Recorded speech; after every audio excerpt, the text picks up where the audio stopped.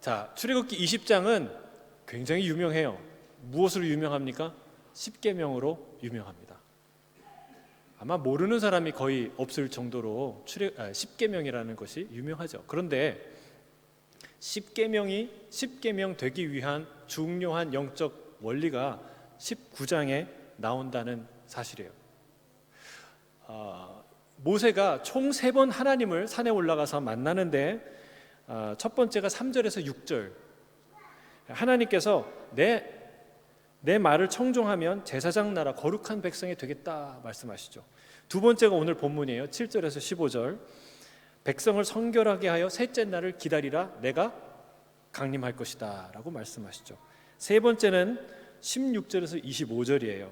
연기와 불 가운데 하나님이 직접 실제로 나타나십니다. 강림하십니다.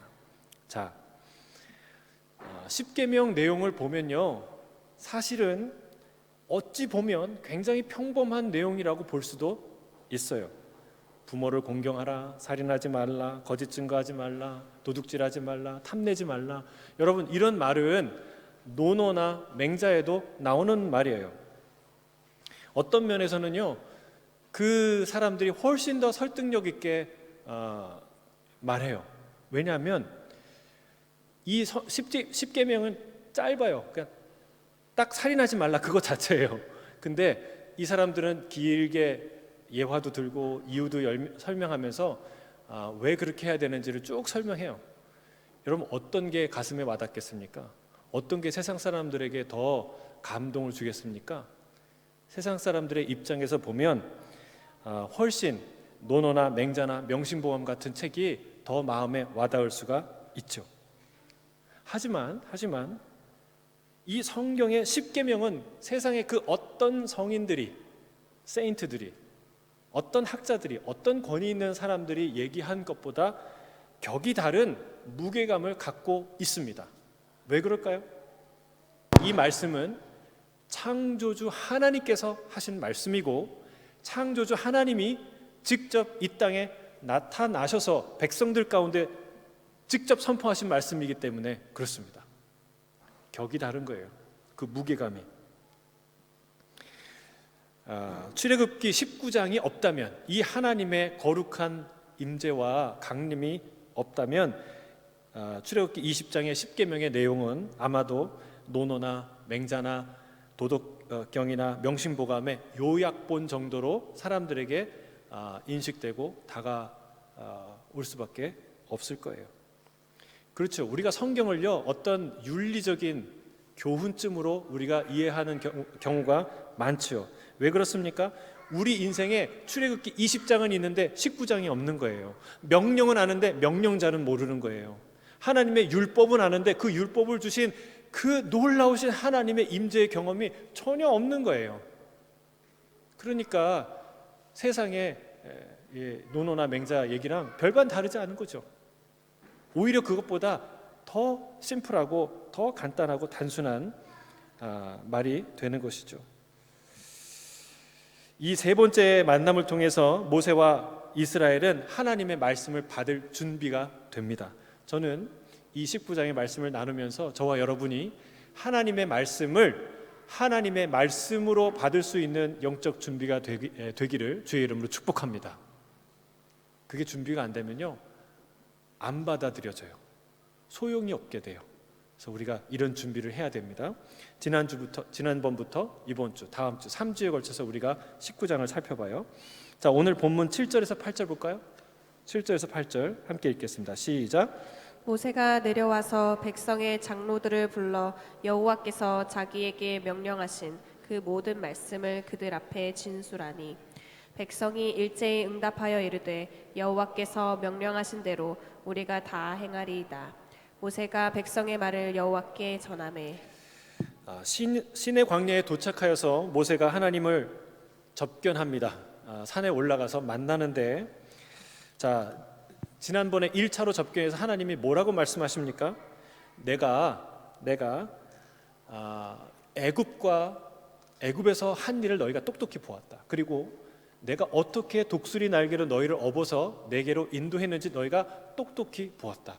온 세계가 다 내게 속한 것이니 너희는 내 말을 잘 듣고 그 언약을 성실히 준행하면, 청종하면, 그러면 뭐가 된다고요? 제사장 나라, 거룩한 백성이 되게 하겠다라고 주님이 말씀하십니다. 이거는 실로 엄청난 약속이에요. 엄청난. 여러분, 하나님이요, 그 쉰들러 리스트 영화 보셨나요? 그러니까 많은 유태인들을 살리는, 하나님이 마음씨 좋은 쉰들러 정도의 존재가 아니라는 거예요. 그냥 우리를 애굽에서 사는데 불쌍하니까 전 살려줘야 되겠다, 그래서 그냥 목숨만 건져주시는 분이 아닙니다. 하나님이 우리를 구원하셔서 어디까지 인도하시는 거예요? 제사장 나라, 거룩한 백성 되게끔 그 백성을 인도하는 거예요. 우리는 이 말씀이 3000년 전에 이스라엘 백성에게만 한 말씀이 아니라 오늘 우리에게, 나에게, 이 공동체에게 하는 말씀인 것을 압니다. 누굴 통해서?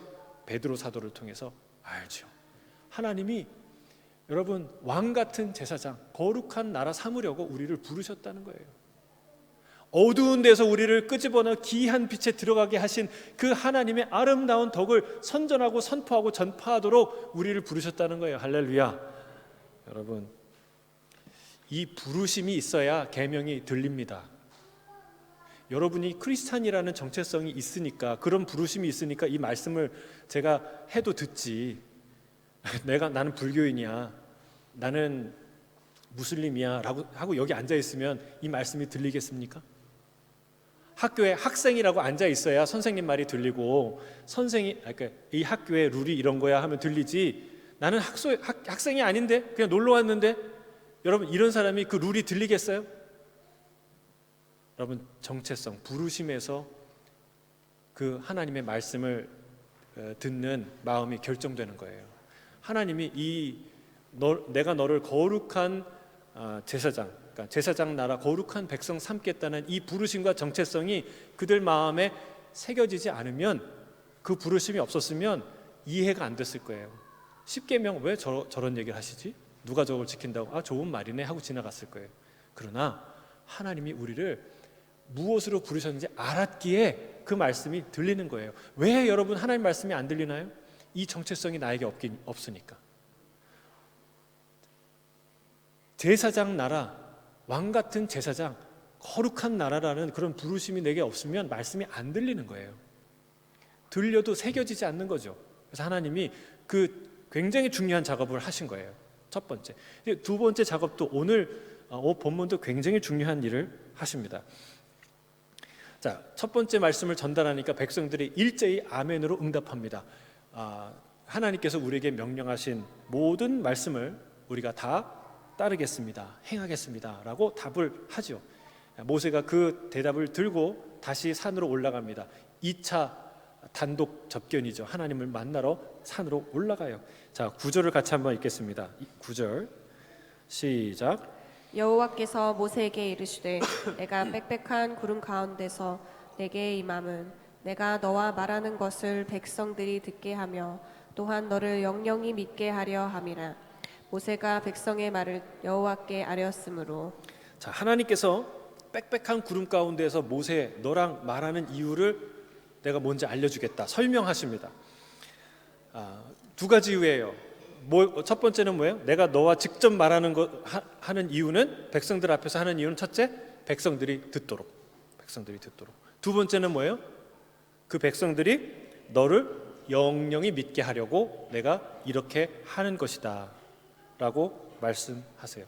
언뜻 들으면, 야, 모세 하나 이렇게 세워주시려고 하나님이 이 모든 일을 하시는구나 라고 생각할 수 있어요. 네, 그렇게 보여요. 여러분 생각해 보세요. 자, 모세가 하나님께 이렇게 질문한 적이 있습니다. 하나님이 애굽으로 가라고 하니까 내가 누구이기에 모세를 만나며 모세 앞에 서며 내가 누구이기에 이스라엘 백성을 애굽에서 인도하여 내리까? 라고 질문했어요. 이 질문에 하나님이 뭐라고 대답하십니까? 그때 이렇게 하십니다. 내가 반드시 너와 함께 할 것이고 네가 이스라엘 백성을 이끌고 이 시내산에 올 텐데 거기서 예배할 것이다. 그게 내가 너를 보낸 증거다 라고 말씀하세요. 여러분, 증거는 애굽 가서 애굽 사람과 바로를 만날 때 필요한데, 아니 나중에 있을 일을 증거라고 얘기하세요.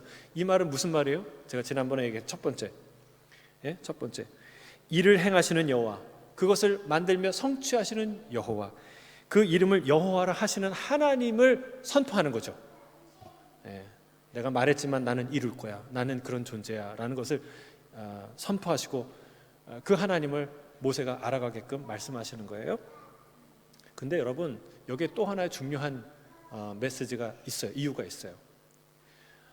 아니, 하나님이 두 가지 표적을 주셨잖아요.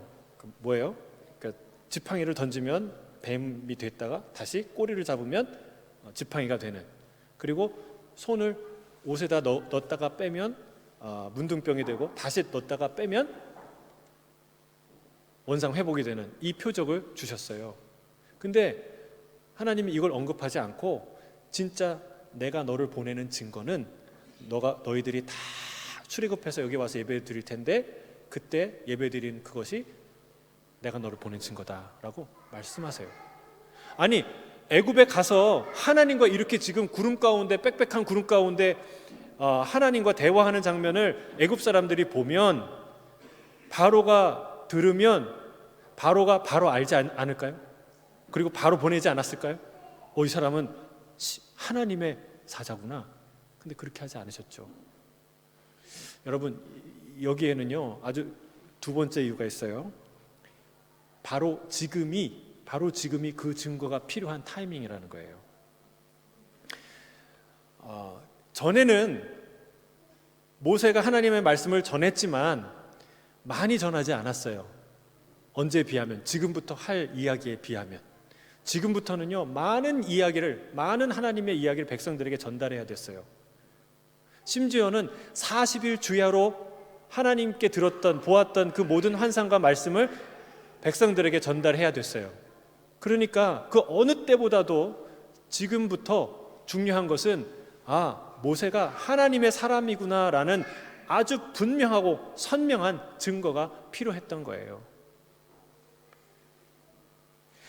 백성들이 모세를 하나님의 사람으로 굳게 신뢰하지 않는다면, 하나님의 사람이라는 분명한 사인을 보지 않는다면, 여러분, 그가 전하는 말은 하나님의 말로 들릴까요? 아닐까요? 야, 너 어디 가서 그냥 꿈꾸고 온 거 아니야? 하나님이 그거 얘기한 거 맞아? 이렇게 얘기했을 거예요. 고라당 사건을 보세요. 여기 이제 민수기에 나오고, 여기 나오진 않지만, 출애굽기에 나오지 않지만, 그러나 우리가 그 사건을 알잖아요. 고라당이 이 모든 걸 다 경험하고 하나님과 독대하고 이 모든 걸 알면서도 불구하고 모세에 대적하죠. 야, 너만 하나님 만났냐? 너만 거룩한 하나님 백성이냐? 하고 대적하지 않습니까? 그러니까 바로 하나님이 빽빽한 구름 가운데 직접 말씀하시는 이 경험이 없었다면, 여러분, 하나님의 말씀은 그들에게 통하지 않을 거예요. 백성들이 하나님의 위엄과 영광을 직접 보는 것도 중요하지만, 그분의 말씀을 전달하는 전달자로서의 모세가 하나님을 만난다는 이 확신, 증거가 필요한 거예요. 전적으로 그를 신뢰하고 존경하지 않으면 하나님의 율법은 온전히 전달될 수 없기 때문에 그렇습니다. 모세 한 개인을 높여주기 위한 일만은 아니라는 거예요. 그런 권위를 공개적으로 부여해 주심으로써 그 말씀을 받는 모든 이들에게 그 혜택이 돌아갈 수 있도록 주님이 하시는 거예요. 그럼 우리는 하나님과 하나님 말씀을 공경해야 될 줄 믿습니다. 여러분, 하나님과 하나님의 말씀을 신뢰합니까? 공경합니까? 근데 사탄은요 기가 막힌 영물이에요. 그래서 이 사탄이 하나님이 전하는 메시지가, 그 메시지를 수신해야 될 수신자에게 도달하지 못하게 하는 아주 영특한 방법을 알아요. 그게 뭔지 아세요? 메신저를 공격하는 거예요. 메시지를 왜곡하는 것 안 되니까 메신저를 공격해요. 그러면 메신저에 아주 이상한 이미지가 더 씌우면 그 메시지가 전달이 될까요? 안 될까요? 안 돼요. 안 돼요. 여러분, 학생이 선생님을 우습게 여기면요, 그 선생님이 아무리 옳은 얘기를 해도 안 들려요. 안 들려요. 메시지가 전달되지 않습니다. 여러분, 고린도 교회도 그런 문제가 있었어요. 참 고린도 교회에 감사해요. 그리고 고린도 전서 후서에 감사해요. 왜냐하면 웬만한 교회 문제는 거기 다 있거든요. 심각한 문제들이 있어요. 근데 위로를 얻죠. 그리고 또 하나는 지혜를 얻죠. 이런 문제가 거기도 있었구나. 그리고 이 문제를 우리가 어떻게 극복할 수 있구나. 근데 이 문제도 있었어요. 리더십에 관한 문제예요. 제가 16장을 큐티하고 묵상하는데 고린도 전서 마지막에 편지를 쓰면서 무슨 언급을 하냐면 스데바나와 그 리더십, 그와 함께한 리더십의 어떤 태도를 성도들이 가져야 되는지에 대해서 언급합니다. 마지막으로 마무리하는데 그들의 말에 순종하고 그들을 알아주라라는 표현이 있어요. 자, 16장 고린도전서 16장 18절을 한번 읽어볼까요? 자막을 통해서 같이 읽겠습니다. 시작. 그들이 나와 너희 마음을 시원하게 하였으니 그러므로 너희는 이런 사람들을 알아주라. 알아주라는 거예요. 여기서 중요한 말은. 자, 이 스데바나가 사실은 어떤 사람이냐면 아가야의 첫 열매, 처음 예수 믿은 사람이에요. 너희들이 아는지 모르는지 모르겠지만 이 사람이 이 아가야 전체 지방에서 처음으로 예수 믿은 사람이야. 여러분, 처음으로 예수 믿은 사람이 중요해요, 안 중요해요? 물론 우리가 다 똑같은 형제 자매지만 역사적인 인물이에요. 처음 왔던 선교사님, 처음 세웠던 교회, 처음 세례 주었던 사람. 여러분, 처음이 참 중요해요. 처음.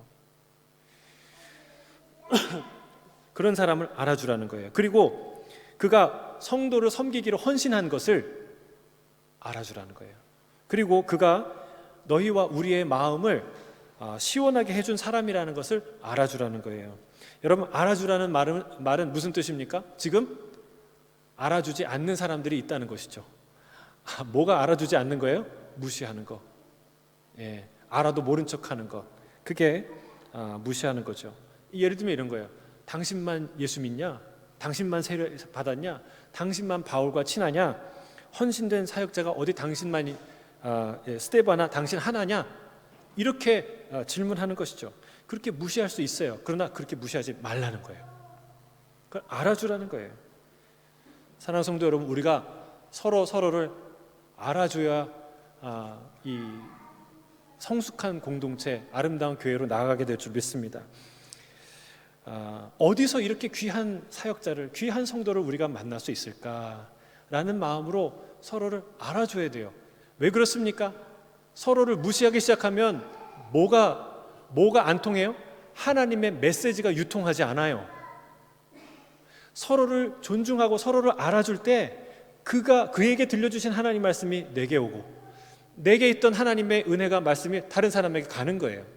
근데 서로 무시하면 어떻게 해요? 아무리 좋은 말도 안 들려요. 그럼 옆에 있는 분들 존귀한, 정말 이 세상에서, 이 지구상, 이 우주에서 가장 존귀한 성도를 옆에 하나님이 보내주셨다는 눈빛으로 서로 봐주시기 바랍니다. 서로 이렇게 고백하겠습니다. 당신은 존귀한 성도입니다. 당신은 존귀한 순장입니다. 당신은 존귀한 하나님의 사람입니다. 여러분, 이 마음이 필요해요. 사단이 이 마음을, 무시하는 마음을 딱 줘서 뭘 유통하지 못하게 해요? 하나님의 말씀이 흘러가지 못하게 해요. 하나님이 메시지를 주시기 전에, 율법을 주기 전에 그 길을 열어주신 거예요. 우리 대한민국이 지속적으로 발전했지만 비약적으로 발전할 때 가장 먼저 한 게 뭐예요? 고속도로를 연 거예요. 그 이후에 비약적인 발전이 있었어요. 왜요? 길이 열려야 아주 역동이 일어나기 시작, 다이내믹한 역동이 일어나기 시작해요. 그러니까 하나님이 메시지의 길을 여시는 거예요.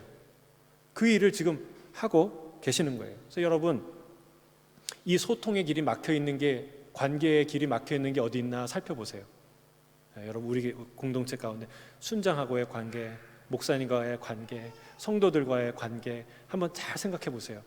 뭐가 막혀 있는지 그거 정리해야 돼요. 그러지 않으면 하나님의 메시지가 우리에게 서로 유통되지가 않아요. 사단이 제일 좋아하는 거예요. 하나님은 말씀하셨고 저들은 못 듣고 행동하지 않고, 그러니까 오합지졸로 다 흩어지는 것. 그게 사단이 가장 좋아하는 일이에요. 그러니까 하나님이 그 길을 여시죠. 여러분, 우리가 서로 알아주기를 주의 이름 축복합니다. 무시하지 마세요. 여러분, 잘나서가 아니에요. 잘나서가 아니에요. 모세도요, 한 번에 갈 수 있어요. 이렇게 하면 끝이에요. 너가 모세야? 너 다리 밑에서 주워온 애 맞지? 여러분, 우리 버려진 아이 갖고 그렇게 표현하잖아요, 그렇죠? 강물에 버려진, 강물에서 주워온 아이 아니야? 살인하고 도망친 사람이잖아. 너 시골 양치기 노인 맞지? 이렇게 얘기하면요, 그 권위가 확 무너지는 거예요. 그렇게 무시할 수 있어요. 여러분, 이 시쳇말로 훅 간다고 그러죠. 여러분, 훅 갑니다, 한 큐에. 그럼 우리는 안 그럴까요? 저와 여러분은 안 그럴까요? 마찬가지예요. 그러나 그렇게 하지 말라는 거예요. 서로를 알아주라는 거예요. 여러분, 옆에 있는 사람, 그래야 언어의 소통의 길이 열리고 하나님의 말씀이 그 길을 통해서 들어가는 거예요. 모세 혈관을 통해서 피가, 산소가 나의 모든 세포에 다 도달되듯이 여러분 서로 사랑하고 존중하고 알아주는 그 관계를 통해서 하나님의 말씀이 곳곳에 들어가는, 우리의 자녀들까지, 우리의 모든 순원들까지 말씀이 들어간다는 사실입니다. 여러분, 우리가 서로를 알아주고 서로를 귀하게 여기는 그런 아름다운 공동체 되기를 주의 이름 축복합니다. 아멘. 우리 본문 10절 11절 함께 읽겠습니다. 시작. 여호와께서 모세에게 이르시되 너는 백성에게로 가서 오늘과 내일 그들을 성결하게 하며 그들에게 옷을 빨게 하고 준비하게 하여 셋째 날을 기다리게 하라. 이는 셋째 날에 나 여호와가 온 백성의 목전에서 시내산에서 강림할 것임이니. 자, 하나님 놀라운 말씀을 하세요. 어떤 말씀이냐면 내가 너를 만난 것 같이 이 백성들도 만나 것이다 라고 말합니다. 우리가 기억해야 될 것은 거룩한 백성은 하나님을 대면한 한 탁월한 지도자로 완성되지 않는다는 거예요. 모든 백성이 거룩한 하나님을 만나야 될 줄로 믿습니다. 하나님이 나 같은 것도 만나기 원하실까? 여러분, 그렇게 생각하지 마세요. 하나님은 우리 각자를 다 일일이 만나길 원하세요. 아멘이십니까? 아멘이 안 나오신대. 여러분, 하나님이, 그 거룩하신 하나님이 우리 모두 각자 한 개인 개인을 만나시길 원하십니다. 아멘. 아멘. 어떻게 알 수 있어요? 예수님이 이 땅에 행하신 일을 보면 알 수 있어요. 예수님이 찾아간 사람들을 보세요. 몇 가지 예만 들까요? 여러분, 누굴 찾아가셨습니까? 5번이나 결혼하고 이제 6번째 남편을 사는데 그래도 불안하고 불만족스럽고 고통스러운 삶을 사는 한 사마리아 여인을 만나기 위해서 길을 돌아가십니다. 거라사 광인을 아세요? 귀신 들려서 아무도 함께하지 않은, 쇠사슬도 끊어버리고 옷도 하나 걸치지 않고 그 더러운 냄새가 나는 군대 귀신이 들린 거라사 광인을 만나기 위해서 주님이 배를 타고 건너가서 그를 만나고 그를 고치고 오십니다. 성경에 보면은 예수님이 뭘 하러 가시는 길에, 집회를 하러 가시는 길에 한 게 아니라 다른 일이 기록이 안 돼 있어요. 그 한 사람 만나기 위해서 갔다가 오신 거예요. 여러분, 돈은 있을 만큼 있었지만 그러나 마음이 답답하고 컬컬했던 그 세리장 삭개오를 주님이 만나시고자 그를 향해 걸어가십니다. 걸어가다가 그가 올라간 나무 위에 서시죠. 그리고 나무 위를 보시면서 웃으시면서 얘기하시는 거야. 삭개오야, 내려오라. 오늘 내가 너의 집에 유하여야 하리라. 사랑하는 성도 여러분, 주님은 누구 앞에 계십니까? 우리 앞에 계세요. 우리 앞에, 내 앞에. 볼지어다 내가 문 밖에 서서 두드리노니 누구든지 내 음성을 듣고 문을 열면 내가 그에게로 들어가 그와 더불어 먹고 그는 나로 더불어 먹으리라. 누구 앞에 서 있어요? 내 앞에, 나를 만나기 위해서 찾아오시는 주님이라는 사실이에요. 여러분, 하나님은 모세뿐만이 아니라 이스라엘 백성을 만나겠다고 하십니다. 여러분, 이 거룩한 주님을 만나는 저와 여러분 되시길 주의 이름으로 축복합니다. 근데 문제가 하나 있어요. 뭐냐면 우리는 하나님을 만나면 죽게 된다는 거예요. 하나님을 만날 수가 없다는 거예요.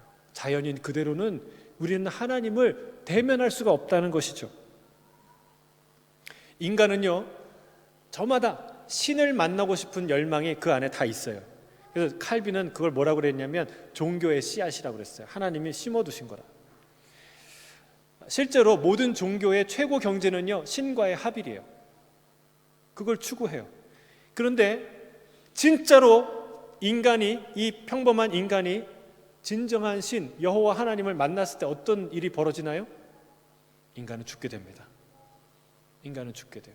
마치 밤에 나방이 불빛을 보고 매료되어서 그 불빛을 향해 날아가지만 그러나 결국은 그 타는 그 모닥불에 불에 타서 죽는 것처럼, 여러분, 우리는 신을 향해 나가지만 신을 만나는 순간 우리는 그 불길에 휩싸여 죽게 되는 것이죠. 마치 태양이 따뜻하기도 하지만 또한 한없이 뜨겁기도 한 존재인 것과 같습니다. 지구가 태양과의 그 절묘한 거리를 두고 공전하기 때문에 이 모든 생명과 사계절과 아름다움을 누리는 거예요. 조금만 더 가까워지면 어떻게 돼요? 금성처럼 뜨거워져요. 불덩어리가 돼요. 금성이 몇 도인 줄 아세요? 표면이요, 섭씨 460도래요. 460도. 조금만 멀어지면 화성처럼 돼요. 화성이 몇 도인지 아세요? 영하 35도에서 143도까지 내려간대요. 그러니까 하나님과의 거리가 조금 더 가까우면 그 불에 타 죽거나 멀면 얼어 죽는 그런 현상이 일어나는 거죠. 비유하자면 하나님은 태양과 같은 존재라는 거예요. 한없이 따뜻하다가도 감당할 수 없이 뜨거워서 견딜 수 없는 그런 분이라는 것이죠. 여러분, 왜 그렇습니까? 물리적인 열 때문에 하나님이 열이 많아서 그래요? 그렇지 않습니다. 거룩하시기 때문에. 하나님은 거룩하시기 때문에 그렇습니다. 하나님은 지극히 거룩하시기 때문에 가장 가까이에 있는 천사들, 스랍들도 두 날개로는 얼굴을 가리고 두 날개로는 몸을 가리고 그리고 두 날개로 날면서 하나님을 찬양해요. 뭐라고 찬양합니까? 이사야 6장 2절 3절 이사야가 목격한 장면이에요. 우리 같이 한번 읽어보겠습니다. 2절입니다. 시작. 스랍들이 모시고 섰는데 각기 6날개가 있어 그 둘로는 자기의 얼굴을 가리었고 그 둘로는 자기의 발을 가리었고 그 둘로는 날며 서로 불러 이르되 거룩하다 거룩하다 거룩하다 만군의 여호와여 그의 영광이 온 땅에 충만하도다 하더라. 아멘. 여러분, 이분은 어디 먼 딴 데 얘기 아니라 지금 우리와 함께 하시고 우리가 예배드리는 그분이에요. 그분이 이런 분이라는 사실이에요. 이사야는 이 하나님을 보고서, 이 광경을 보고서 뭐라고 고백합니까? 화로다 나여 죽게 되었다. 망하게 되었다. 망한다는 건 죽었다는 뜻이죠. 나는 입술이 부정한 자요, 입술이 부정한 자들 중에 거하는데 거룩하신 만군의 여호와이신 왕을 배웠기 때문이다 라고 고백하는 거예요. 하나님은 지극히 거룩하신 분인 줄 믿습니다.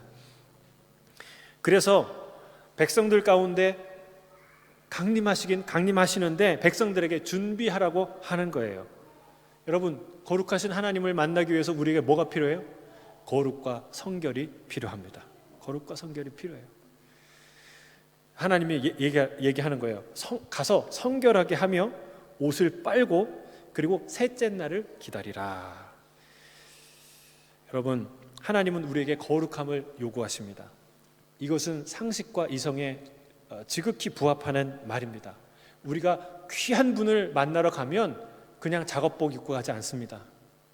여러분, 이게 그 시쳇말로 때 빼고 광낸다고 그러잖아요. 목욕 쫙 하고 단정히 하고 가장 좋은 옷을 입고 가지 않습니까?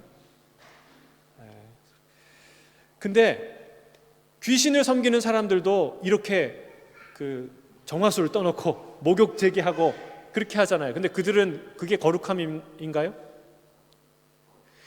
이사야 65장에 보면은 그런 사람들이 있다고 그래요. 무덤 사이에 거하면서 돼지고기 국을 끓이면서 하나님이 부정하게 생각하는 그런 일들을 하면서 너희들은 나한테 가까이 오지 마라. 나는 너희보다 거룩한 그 사람이다 라고 말한다는 거예요. 그러니까 마법사들을 얘기하는 거죠. 그런 이제 무당 같은 사람들을 얘기하는 거죠. 여러분, 그게 거룩인가요? 아니죠. 그렇지 않습니다. 거룩함은 단지 지성이나 정성, 지극한 정성을 의미하는 게 아닙니다. 진짜 거룩해야 돼요. 말 그대로 진짜 거룩해야 돼요. 깨끗한 물로만 깨끗해질 수 있어요. 아니 뭔가를 하려고, 음식을 하려고 손을 닦는데 숫소를 틀었는데 계속 더러운 물들이 나와요. 그러면 아무리 닦아도, 1시간을 닦아도, 하루 종일 닦아도 깨끗해지나요? 아니에요. 깨끗한 물로 닦을 때만 깨끗해져요. 거룩은 그래요. 거룩은 내가 지극 정성을 다한다고 거룩해지는 게 아니라 하나님의 방법으로만 거룩해지는 줄 믿습니다. 거룩하신 하나님이 지정하신 방법으로만 거룩해지는 거예요. 자, 오늘 본문 12절 13절 같이 한번 읽겠습니다. 12절 13절 시작.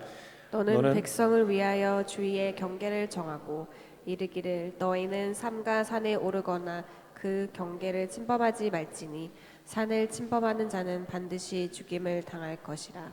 그런 자에게는 손을 대지 말고 돌로 쳐 죽이거나 화살로 쏘아 죽여야 하리니 짐승이나 사람을 막론하고 살아남지 못하리라 하고 나팔을 길게 불거든 산 앞에 이를 것이니라 하라. 무시무시한 경고를 하시죠. 왜 이런 경고를 하실까? 우리를 만나자고 해놓고서, 오시겠다고 해놓고서 경계를 넘어오지 말라, 넘어오면 죽을 텐데 반드시 죽이네, 돌로 쳐서 죽이고 화살을 쏴서 죽여라 라고 말씀을 하시는 거예요. 마치 만나기 싫은 사람처럼 말하고 있습니다. 이럴 거면 왜 만나자고 하셨나 라고 말하고 싶은 얘기예요. 이스라엘 사람들이 제발 한번 만나달라고 요청했나요? 아니에요. 하나님이 만나고 싶다고 하셨는데 또 이렇게 얘기하는 거예요. 우리가 어떻게 이해해야 될까요? 하나님이 만나기 싫어서 이 말씀을 하시는 걸까요? 아니에요. 그토록 만나고 싶어서 하시는 말이에요. 만날 수 없는 관계지만 만나고 싶어서 이렇게 말씀하시는 겁니다. 하나님이 우리에게 다가올 수 있는 최대한으로 다가오시는 거예요. 저희가 이제 가끔 자녀들을 양육할 때 자녀들이 가끔씩 깜짝깜짝 놀랄 질문을 해요. 근데 얼마 전에 저희 한 자녀가 이런 질문을 했어요. 아빠, 우리가 하나님을 찾는 거예요? 하나님이 우리를 찾으시는 거예요? 대단하죠? 이런 질문을 깜짝 놀라서 밥 먹다가 그 네가 한 질문이냐? 아니면서 듣는 질문이냐? 여러분 어떻게 생각하세요? 꼭 우리가 하나님을 찾아가는 것 같아요. 그렇잖아요. 이렇게 시간 내고 때 빼고 광 내고 시간 내서 여기까지 왔잖아요. 더 바이블까지 하잖아요. 암송까지 하잖아요. 성경 공부까지 하고 예배하고 찬양하고 우리가 열심히 하는 거 아니에요? 여러분, 하나님과 우리의 거리가 100으로 치자면 하나님이 얼만큼 다가오실까요? 90? No, 아니에요. 99.999999999 또 999만큼 다가오세요. 우리는 얼만큼 하나님께 다가갈까요? 0.00000 한참 해야 돼요. 생략하고 1만큼 우리가 하나님께 다가가요. 느낌은 내가 다 노력해서 하나님께 다가가는데 그렇지 않아요. 이건 꼭 숨은 그 보물찾기와 같아요. 여러분, 선생님이 보물을 숨기는데 어떤 마음으로 숨기나요? 요 녀석들 이 선물 하나도 못 갖게 만들어야지, 그런 마음으로 숨기는 사람은 하나도 없어요. 그렇죠? 어떻게 하면 아이들이 그 선물을 못 찾을까요? 그냥 그 선물 들고 집에 가면 돼요. 그러면 절대로 못 찾아요. 그런데 그게 목적이 아니잖아요. 선물을 찾는 기쁨을 주고 싶고 이 선물을 그 아이들에게 주고 싶은 거예요. 아이들은 자기가 선물을 찾았다고 생각하지만 그러나 선물이 그 아이에게 찾아온 거예요. 그 아이들이 손을 조금만 찾으면, 조금만 손을 뻗으면 닿을 만한 곳에 이미 선물을 숨겨두시는 거예요. 놓아두시는 거예요. 여러분, 이게 하나님과 우리 사이예요. 하나님이 우리 못 만나게 하려면 가만 계시면 돼요. 누구도 못 만나요. 여러분, 하나님이 우리에게 다가온 게 얼마나 놀라운 일인지 아세요? 저 우주의 광대함을 보세요. 이 우주에 우리 태양보다 몇십 배, 몇백 배, 몇천 배, 몇만 배 밝고 크고 뜨거운 항성이 별이 많아요. 근데 그 중에 보이지만 까마득히 멀리 있어서 보이지 않는 별도 있어요. 제가 말했잖아요. 딥필드, 그렇죠? 그걸 깜깜한 것을 쫙 확대하고 오래 보니까 뭐가 보인다고요? 은하, 또 다른 갤럭시가 보인다. 또 다른 은하들이 보인다는 거예요. 그 안에 작은 별에 불과해요. 그것 보이지 않는 거예요. 근데 설사 우리가 열심히 관찰해서 그걸 봤더라도 여러분, 보면 뭐 합니까? 갈 수 없는데. 하나님이 그런 존재라면, 어마어마하게 위대한 존재인데 발견할 수 없다면, 발견해도 갈 수 없다면 그게 무슨 소용이 있겠습니까? 여러분, 하나님이 우리에게 다가오신 거예요. 하나님 우리를 만나러 오신 거예요. 하나님이 이렇게 경고하시는 이유는 첫째, 하나님은 단지 호기심의 대상이 아니다라는 것을 선포하는 거예요. 둘째, 나 여호와는 너희가 생각한 것보다 훨씬 더 지극히 거룩한 존재다라는 것을 말하는 거예요. 셋째, 나에게 나올 때는 거룩함을 입고 와야 한다라고 말씀하시는 거죠. 우리 마지막으로 14절 15절 읽고 마치겠습니다. 같이 읽겠습니다. 시작. 모세가 산에서 내려와 백성에게 이르러 백성을 성결하게 하니 그들이 자기 옷을 빨더라. 모세가 백성에게 이르되 준비하여 셋째 날을 기다리고 여인을 가까이 하지 말라 하니라. 자, 여인을 가까이 하지 말라고 하는데 여인이 부정해서입니까? 여기 있는 분 다 부정합니까? 여인 가까이 있는 분들? 아니에요. 여인이 부정해서가 아니에요. 여인을 가까이 하는 것이 부정해서 그렇습니까? 그렇지 않습니다. 이것은 모든 쾌락과 육체의 즐거움 일체를 삼가하라는 거예요. 비우라는 거예요. 여러분, 채우기 위해서는 비워야 합니다. 뭔가를 멈춰야 될 때가 있어요. 어떤 재밌는 아주 즐거운 영화를 보려고 하면 뭐 해야 돼요? 수다 떠는 걸 멈춰야 돼요. 예, 우리 자녀들이 막 이렇게 영화 볼 때 뭐 물어보는 거 되게 싫어하더라고요. 뭔가를 하려면 멈춰야 돼요. 근데 여러분, 하나님을 보려면, 하나님 만나려면 여러분 그래야 돼요. 하나님은 그런 대우를 받기에 합당하신 존재예요. 여러분, 얼마나 우리는 하나님이 아름답고 위대하고 거룩하고 존귀한 분인지 잘 몰라요. 아는 것 같은데 몰라요. 알아도 몰라요. 그렇게 위대하신 분이에요. 저는 지난주 고린도 큐티를 마무리하면서 정말 이 뒤통수를 맞은 것 같은 마음에 큰 충격을 받은 구절이 있어요. 사도 바울의 고백이에요. 그가 모든 편지를 대필로 이렇게 자기가 말하면 누군가 쓰게끔, 그런데 마지막에 친필로 몇 마디를 쓰는데 이런 말을 해요. 자, 같이 한번 읽어볼까요? 16장 22절이에요. 시작. 만일 누구든지 주를 사랑하지 아니하면 저주를 받을지어다. 우리 주여 오시옵소서. 또는 우리 주께서 임하셨도다. 여러분, 우리가 성경이니까 이렇게 읽지 편지에 이렇게 누구든지 주를 사랑하지 않으면 저주가 임할지어다. 이게 무슨 말입니까? 왜 이런 얘기를 할까? 여러분, 이 말이 말 그대로 저주일까요? 독설일까요? 그렇지 않아요. 바로 앞에 모든 것을 사랑으로 하라고 말한 바 있어요. 그가 사랑이 충만해서 이 말을 하고 있는 거예요. 도대체 무슨 뜻입니까? 여러분, 우리말에 이런 말이 있죠. 눈이 삐었다라는 말이 있어요. 그 무슨 말? 아주 여기 누구 예를 들까요? 아무튼 뭐 결혼을 안 한 오지의 자매라고 해봅시다. 근데 이 자매가 있는데 너무나 예쁘고 아름답고 지혜롭고 현숙하고 성령 충만해요. 근데 아무도 프로포즈를 안 해요. 어떤 남자도. 그럼 뭐라 그래야 돼요? 그럴 때 이렇게 얘기하는 거야. 이 시드니 남자들 다 눈이 삐었네. 이렇게 얘기하는 거예요. 여러분, 이 심정으로 사도 바울이 얘기하는 거예요. 이렇게 사랑할 만한, 이렇게 아름다우신, 이렇게 거룩하시고 이렇게 선하신, 이렇게 지혜롭고 은혜로 충만하신 이 예수님을 사랑하지 않는 사람이라면 그는 저주받은 사람이 틀림없다. 여러분, 여기가 돌멩이가 있고 $100짜리가 있고 다이아몬드가 있으면 여러분 뭘 고르시겠어요? 다이아몬드가 여기 있는데 $100짜리 가져가는 사람 보고 뭐라 그래야 돼요? 눈이 삐었다고 얘기하는 거예요. 여러분, 저주받은 인생이에요. 아니, 이 자매랑 결혼하지 않으면 다른 사람이랑 결혼해서 그럭저럭 살 수 있겠죠. 그러나 얘기하는 거예요. 이 사람이랑 결혼해서 누릴 수 있는 행복과 그 충만함에 비하면 그 결혼은 저주와 가까운 결혼이다 라고 말하는 거예요.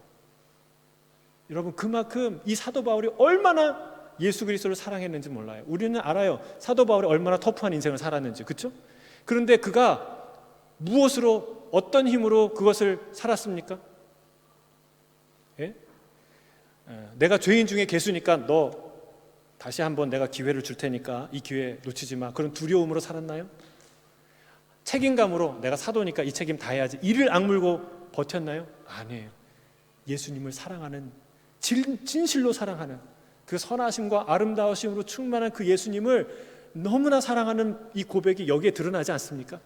누구든지, 만일 누구든지 주를 사랑하지 아니하면 저주가 임하리로다. 사랑하는 성도 여러분, 우리가 하나님을 거룩한 분으로 알아요. 그러나 이만큼 알지 못해요. 여러분, 우리에게 필요한 건 성결함과 거룩함이에요. 하나님이 그렇게 우리를 부르세요. 오늘 말씀을 마무리합니다. 그분을 만나기 위해서 우리에게 필요한 것은 성결함, 거룩함입니다. 우리가 주 앞에 설 수 있는 것은 오직 예수 그리스도의 보혈 때문인 줄로 믿습니다. 그 피가 우리를 성결하게 하기 때문입니다. 지금은 거울을 보는 것 같이 희미하지만, 이렇게 예배 드릴 때 뭔가 감동이 있지만 그건 희미한 거예요. 그때에는 얼굴과 얼굴을 대면하여 보게 될 것입니다. 그렇게 되기 위해서 우리의 몸은 영광스럽게 변하는 그 순간이 있을 거예요. 썩는 것은 썩지 아니하는 것을 유업으로 받지 못할 것이기 때문에 우리는 놀라운 주님 안에서 변화를 경험하게 될 것입니다. 영원히 주님과 함께하는 그 존재로 변화될 줄로 믿습니다. 우리를 이 어두운 데서 불러내어 기이한 빛, 곧 영광스럽고 찬란하고 거룩하고 사랑과 생명으로 가득한 빛에 들어가게 하신 그 거룩하신 하나님을 찬양합니다. 아멘. 기도하겠습니다. 사랑하는 주님, 거룩하신